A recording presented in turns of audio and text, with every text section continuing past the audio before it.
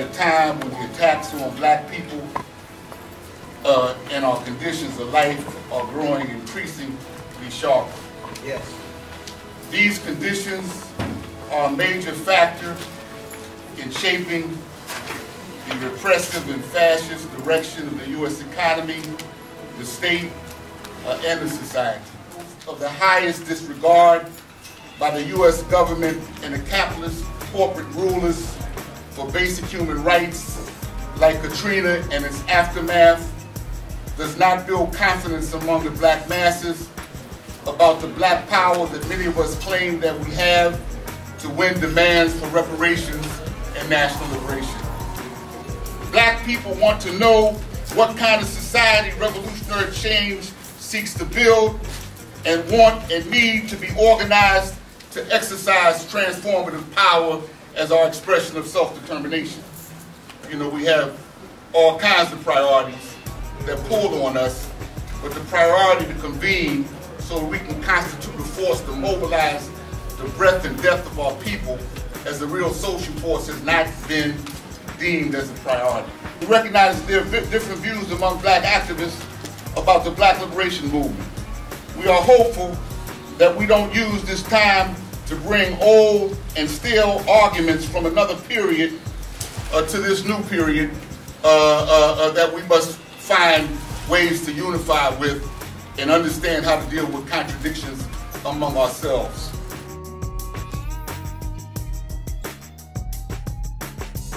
That's why it's so important for the black left to play a role in organizing workers at the workplace and helping to build a consciousness of workers, helping them to build organization and to build a consciousness of the workers in the workplace, irregardless of their race. Irregardless of their race, because the workplace is not, you know, we don't necessarily have only all blacks or all that. Some workplaces are like that, but many have a mixture, a percentage of black workers, a percentage of white workers, a percentage of Latino workers.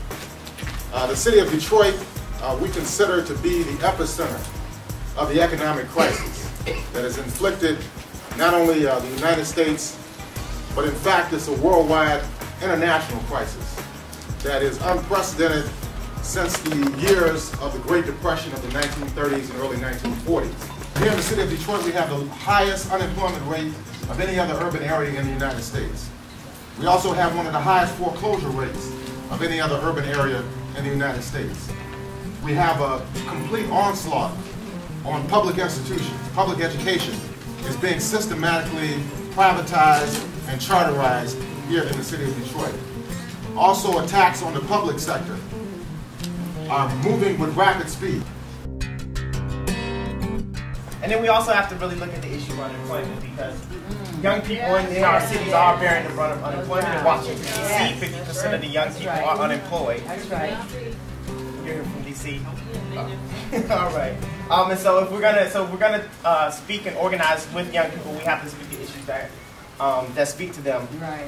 What we need to do first is put the power back in the parents' hands. Not create PTAs anymore, creating parent unions. So this is critical for us in the black community to recognize that we have to organize working people as a sector in the workplaces where they work. That is a strategic question for us and will impact on all other key questions and sectors that we're organizing. Because if we're in a position to, you know, disrupt production in this country, we can disrupt this, whether we're talking about the prison system, or women's rights, or community rights, or environmental injustice. All of these things become impacted by our ability to show our strength where we are. Now, we know historically that African Americans have voted Democratic. We know that all of the members of the Congressional Black Caucus are members of the Democratic Party. But the question is, despite the fact that we have thousands upon thousands of African American elected officials throughout various regions of the United States who are connected with the Democratic Party, if we look at it demographically in regard to the current economic crisis, our people have borne the brunt of this current economic crisis. But what has been striking to me, and I think we're all culpable, the ones of us who've been around for a while, is how, in fact, how little organizing is happening by us in our communities. If our communities are in the state that they're in, to some extent, to a large extent, it's because we have dropped the ball. We have a system that structurally is a death system, but if we're not raising up new leadership, if we're not connecting to these young people, if we are not in a day-to-day basis doing the work that we have to do, we're never going to build this structure. We're never going to build the movement that's going to get us to where we are. So it's our responsibility.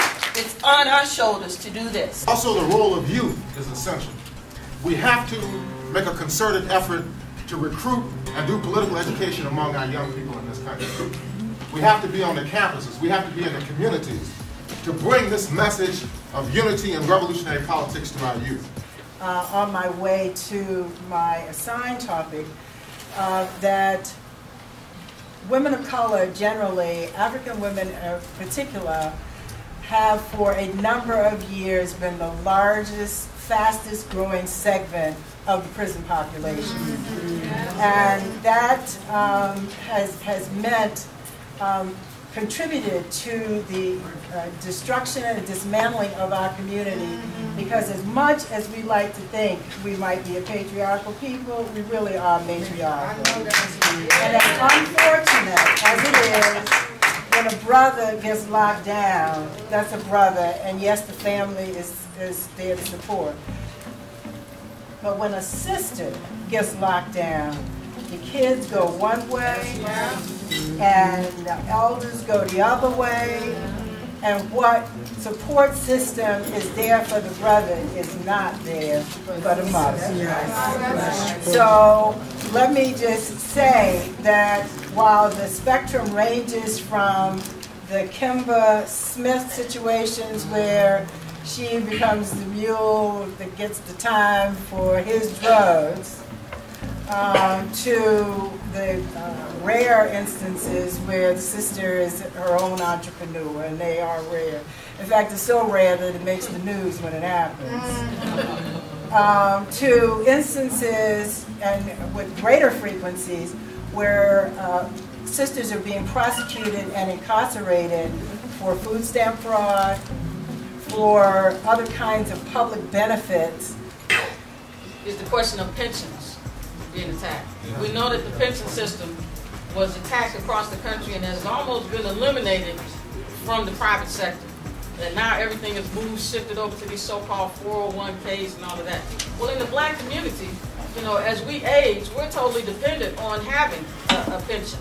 And 401k means nothing to us because our incomes, you know, are less than half of what white incomes are in this country. Those are our day-to-day realities. So if you eliminate pensions, in the case of our community is devastated. It's sometimes the only thing, you know, between Social Security and the pension system is the only thing people have as we age to rely on.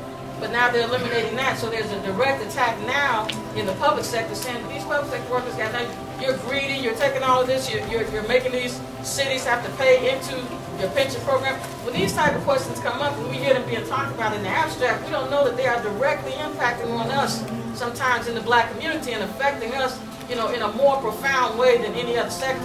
The burning issues for us as a people, as a group working toward black unity, include the high and rising number of young women, very young women, as young as 12, 13 years old, who are having children with no support, who are basically alone, especially in this neoliberal moment when the social supports, as weak as they were, have been completely dismantled.